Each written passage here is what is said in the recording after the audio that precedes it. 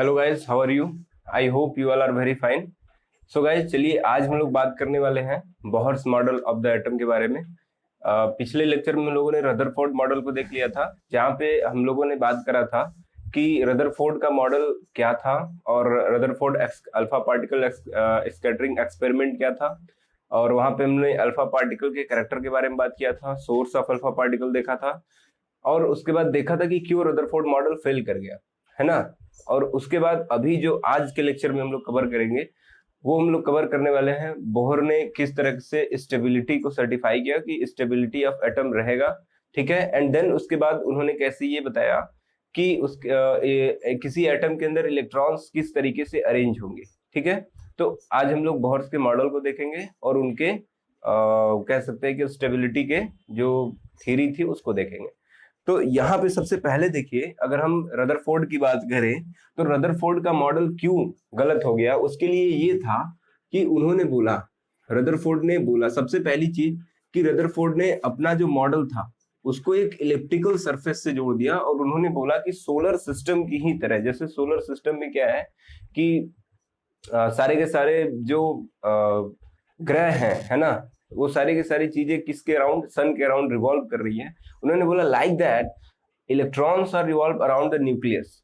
तो वहां पे क्या है कि in case of our solar system they are neutral particles, वहां पे कोई चार्ज पार्टिकल्स नहीं है, they are highly bulky masses.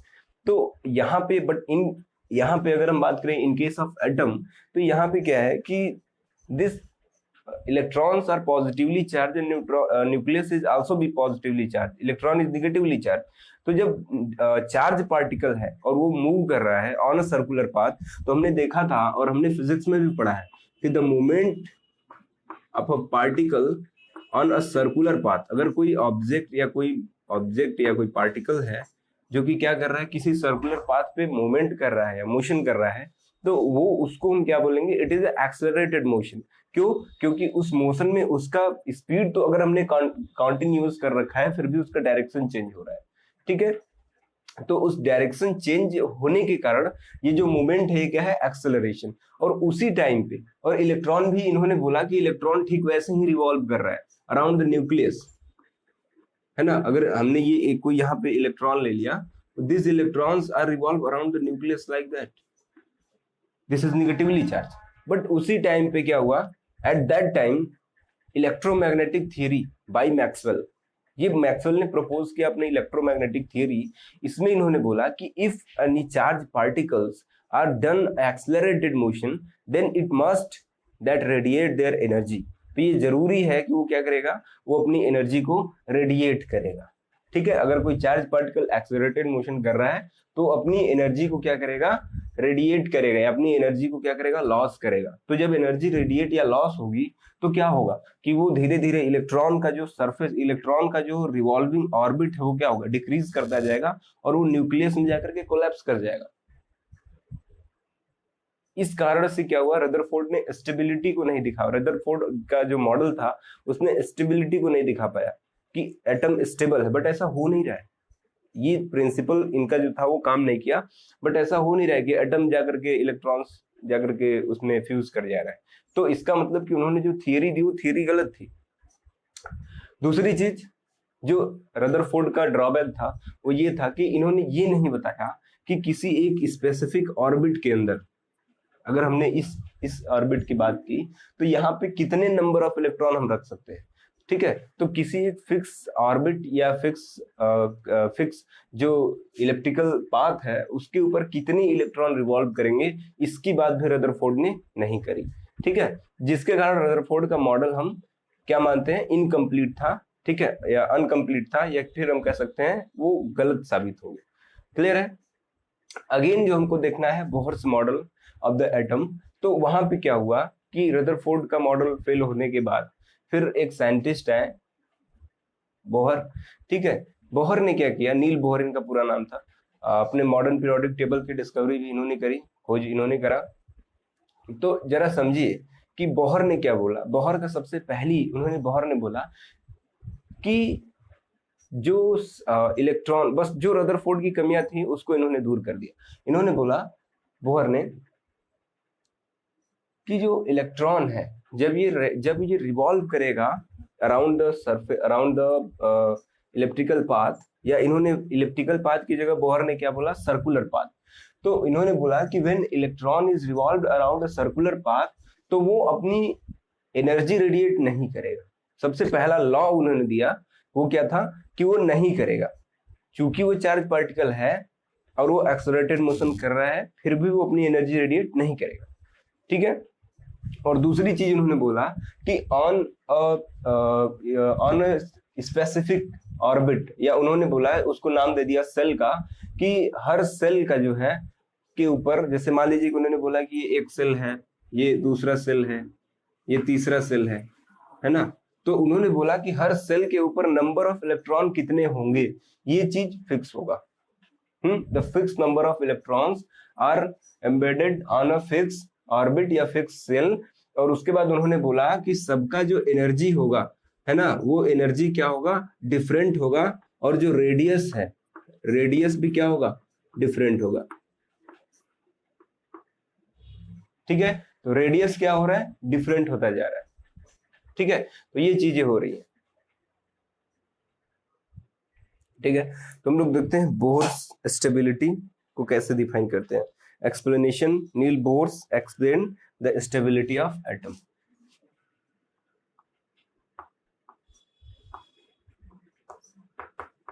Stability of atom को नील बोर ने कैसे बताया। तो सबसे पहला जो उन्होंने चीज बताया, फर्स्ट थिंग, सबसे पहली चीज नील बोहर ने बोला कि electrons are revolve around the nucleus on a fixed orbit. ठीक है। इलेक्ट्रॉन्स और revolve around the nucleus. Nucleus कैसा है, positively charged, positively charged nucleus. ठीक है। On a fixed orbit. ठीक है। On a fixed orbit. और सबसे बड़ी बात कि इस ऑर्बिट का क्या होगा, सर्टेन एनर्जी लेवल। ठीक है। एनर्जी लेवल क्या होगा, फिक्स होगा। ठीक है। ठीक। Having different radii.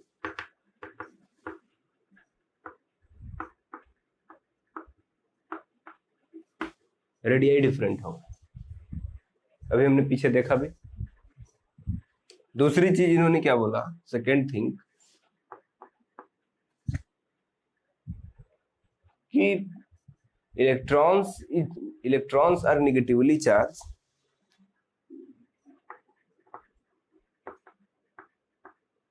Electrons are negatively charged. ठीक है। But and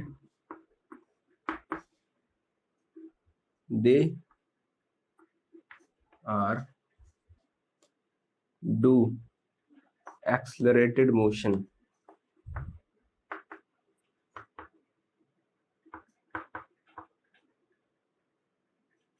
around the nucleus, but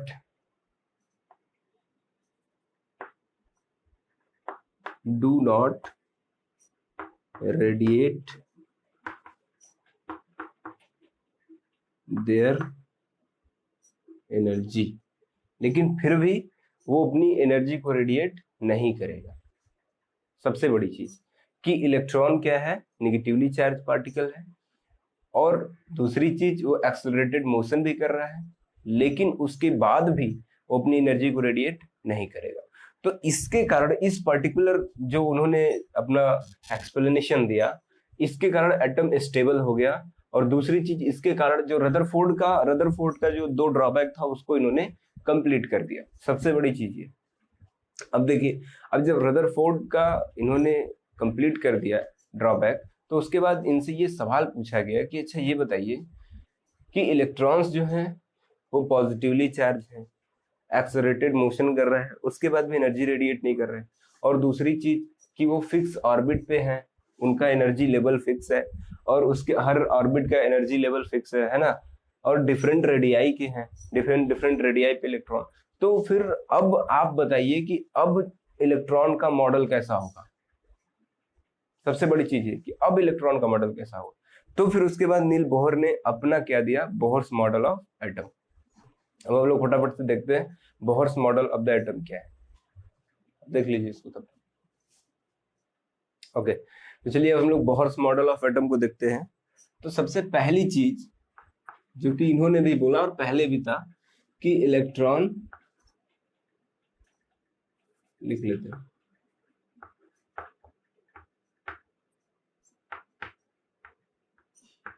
protons and neutrons are present in an atom, है ना। जहां पे कि क्या बोला कि हमारे पास जो न्यूक्लियस है, और न्यूक्लियस के अराउंड क्या होगा, ऑर्बिट, या इसी को अब हम क्या बोलेंगे, सेल। ठीक है, तो इन्होंने बोला कि इस न्यूक्लियस में क्या है, पॉजिटिव चार्ज प्रोटॉन भी है और क्या है, न्यूट्रॉन भी है। ठीक है, तो यहाँ पे इस न्यूक्लियस के अंदर प्रोटॉन भी है और न्यूट्रॉन भी है। ठीक है, और इस ऑर्बिट के अराउंड क्या है, इस ऑर्बिट के अराउंड इलेक्ट्रॉन्स रिवॉल्व कर रहे हैं।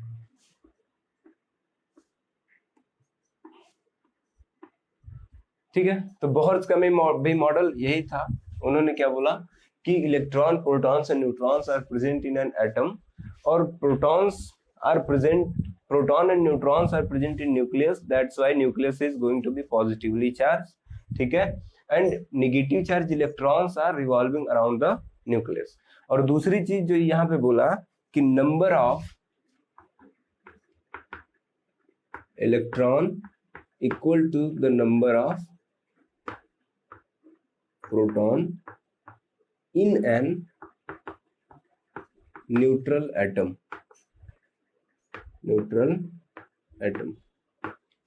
ठीक है, कि नंबर ऑफ इलेक्ट्रॉन जो है और नंबर ऑफ प्रोटॉन के बराबर होता है। जितना नंबर ऑफ इलेक्ट्रॉन होगा उतना ही नंबर ऑफ प्रोटॉन भी होगा, जिसके कारण एटम क्या हो रहा है, न्यूट्रल हो जा रहा है। ठीक है, तो सबसे पहला चीज बोहर्स का ये मॉडल, और सबसे पहला जो इनका लॉ है ये दिया। अभी दूसरा देखिए, दूसरी इन्होंने बोला कि electrons are revolve around the nucleus on an fixed distance, on an fixed, हम क्या कह सकते हैं,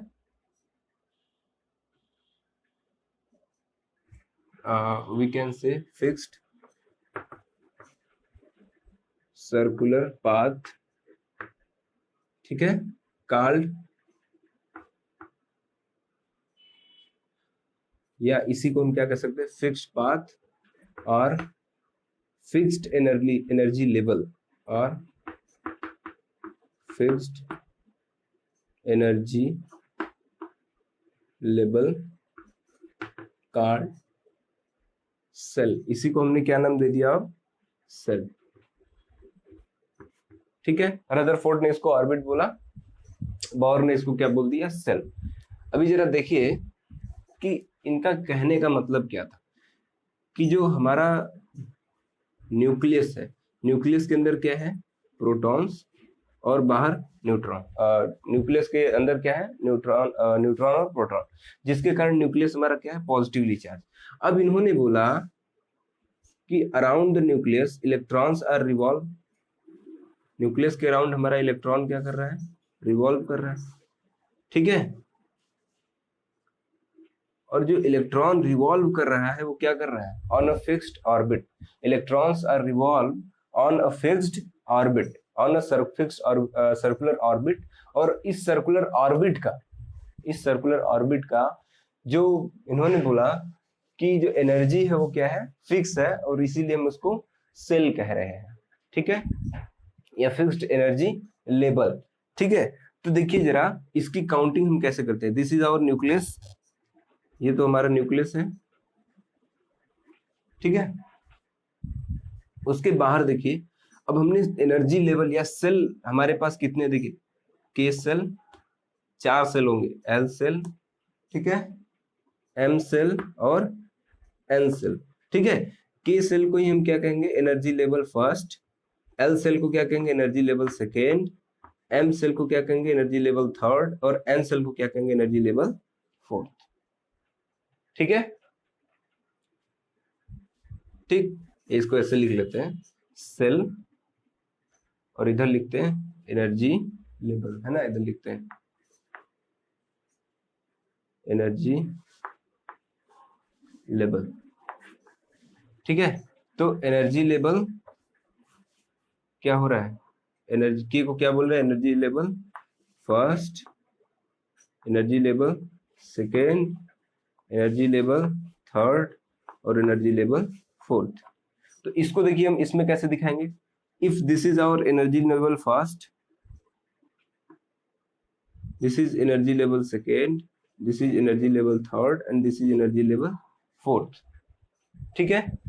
तो ऑर्बिट क्या हो जाएगा यहाँ पे, या सेल क्या हो जाएगा, सेल के, ठीक है, shell K L M and this is N, ठीक है, के एल एम एन। तो यही इन्होंने बोला, और इन्होंने जो बोला उसके बाद कि देखिए ईच एनर्जी या each energy level have fixed number of electrons are present. दो चीजें हो गई कि electrons are revolve around the nucleus on and fixed circular path fix है चारों, और उसके बाद इन्होंने बोला कि फिक्स्ड एनर्जी लेवल क्या है, 1 2 3 4, ठीक है, and cell K L M N. अब देखिए जो समझने वाली बात है वो क्या है, जरा ध्यान से समझिए। देखिए इसमें समझने वाली बात जो है वो ये है कि यहाँ पे हमारे पास first energy level, second energy level, third energy level and fourth energy level. जो हमको समझना है वो ये है कि द एनर्जी लेवल जो फर्स्ट हमको यहाँ पे दिख रहा है ये न्यूक्लियस के पास में है, और जो एनर्जी लेवल फोर्थ है वो क्या है, न्यूक्लियस से दूर है। दैट मीन्स कि जिस सेल की एनर्जी जितनी कम होगी या जिसका एनर्जी लेवल कम होगा वो न्यूक्लियस के उतना करीब होगा, ठीक है। तो के का एनर्जी लेवल क्या है, बहुत ही कम है, जिसके कारण वो क्या है, न्यूक्लियस के एकदम पास में है, ठीक है। एल का उससे ज्यादा है जिसके कारण वो क्या है, न्यूक्लियस से थोड़ा सा दूर है। एम का उससे ज्यादा है जिसके कारण वो न्यूक्लियस से और दूर है। और एन का क्या है, सबसे ज्यादा है जिसके कारण वो एकदम आउटर मोस्ट सेल बना रहा है, ठीक है। तो इसको क्या बोलते हैं, अगर जो सेल सबसे बाहर हो उसको क्या बोलेंगे, आउटर मोस्ट सेल, ठीक है, क्लियर है। अब देखिए बात करेंगे हम कि एनर्जी लेवल जिसका जो होगा, यानी कि जो जिस सेल के अंदर जितनी एनर्जी होगी वो क्या होगा, उतना ज्यादा दूर होता जाएगा। जितनी कम एनर्जी होगी वो न्यूक्लियस के इतने पास होगा। अगर के अंदर क्या है, हम देख रहे हैं एनर्जी सबसे कम है तो न्यूक्लियस के सबसे पास है, एन के पास सबसे ज्यादा एनर्जी है तो वो न्यूक्लियस से सबसे दूर है। और दूसरी बात, ये तीसरी बात जो बोहर ने बोला, वो ये बोला, नील बोहर ने, कि जो नंबर ऑफ इलेक्ट्रॉन है प्रेजेंट ऑन ईच सेल या each energy level is fixed, the number of electrons are present on each energy level is fixed, ठीक है। तो तीसरी चीज के हिसाब से जरा देखिए, हम लोग थोड़ा सा इसको रीड कर लेते हैं और फिर देखते हैं, आप फटाफट से इसको देख लीजिए। ओके, तो रदरफोर्ड के हिसाब से अगर हम फिर से एटम बना लेते हैं यहाँ पे, दिस इज न्यूक्लियस जिसके अंदर प्रोटॉन है और न्यूट्रॉन है। This is our first shell, this is our second shell जिसको हम L बोलेंगे, this is our M shell and this is our N shell. ठीक है, तो K shell, L shell, M shell and L shell. Energy level की बात करें तो it have energy level first, second, third and fourth. ठीक है, अभी जरा देखिए कि बोहर ने बोला, बोहर का चौथा जो था कि on each shell fixed number of electrons are present. On each shell are energy level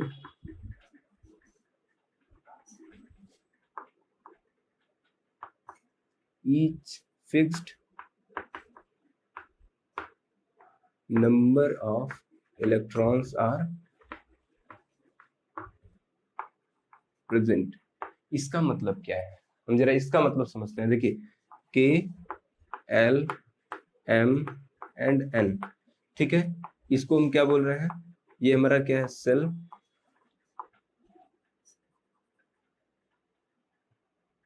ये हमारे क्या है, सेल।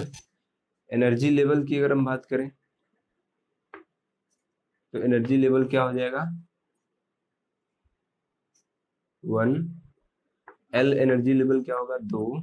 M पे एनर्जी लेवल क्या हो जाएगा, 3। और N पे एनर्जी लेवल क्या हो जाएगा, 4।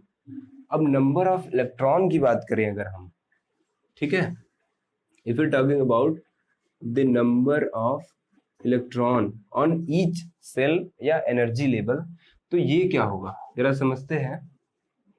देखिए यहां पे क्या होगा, फर्स्ट सेल पे या के सेल पे या एनर्जी लेवल फर्स्ट पे नंबर ऑफ इलेक्ट्रॉन 2 होगा। L पे या एनर्जी लेवल 2 पे नंबर ऑफ इलेक्ट्रॉन 8 होगा। M पे या एनर्जी लेवल थर्ड पे नंबर ऑफ इलेक्ट्रॉन 18 होंगे। और N पे कितने होंगे, 32 होंगे। ठीक है, K, L, M, N। K पे 2 इलेक्ट्रॉन, L पे 8 इलेक्ट्रॉन, M पे 18 इलेक्ट्रॉन, N पे 32 इलेक्ट्रॉन। ठीक है, तो नंबर ऑफ इलेक्ट्रॉन फिक्स हो गया। अब इतने ही इलेक्ट्रॉन क्या होंगे, 2 इलेक्ट्रॉन, 8 इलेक्ट्रॉन, 18 इलेक्ट्रॉन और 32 इलेक्ट्रॉन। ठीक है, तो K पे हम कितने इलेक्ट्रॉन डाल सकते हैं, 2 इलेक्ट्रॉन। L पे कितने इलेक्ट्रॉन डाल सकते हैं, 8। M पे कितने इलेक्ट्रॉन डाल सकते हैं, 18। N पे कितने इलेक्ट्रॉन डाल सकते हैं, 32 इलेक्ट्रॉन। ठीक है, बट अभी हम इलेक्ट्रॉनिक कॉन्फ़िगरेशन सीखेंगे तो पता चलेगा कि इसमें भी कुछ अभी चीजें हैं जिसको हम आगे पीछे लेकर के इलेक्ट्रॉनिक कॉन्फ़िगरेशन सीखेंगे। ठीक है, अभी देखिए बोहर्स का मॉडल, बोहर ने क्या किया कि एनर्जी लेवल फिक्स कर दिया। ठीक है, और उसके हिसाब से नंबर ऑफ इलेक्ट्रॉन को भी फिक्स कर दिया है कि कहाँ पे कितने इलेक्ट्रॉन रहेंगे। क्लियर है, ठीक। तो यहाँ पे हम क्या देख रहे हैं, देखिए कि जिसका एनर्जी लेवल कम है उस पे इलेक्ट्रॉन भी कम है। तो हम यहाँ पे एक चौथा पॉइंट क्या जोड़ सकते हैं कि each energy level have fixed number of fixed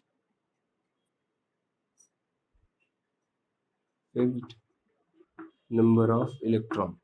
ठीक है, दूसरी चीज क्या बोलेंगे कि the highest energy level, the shell of highest energy level, shell of, ये सबसे पहले लोवेस्ट बोल देते हैं, lowest energy level is present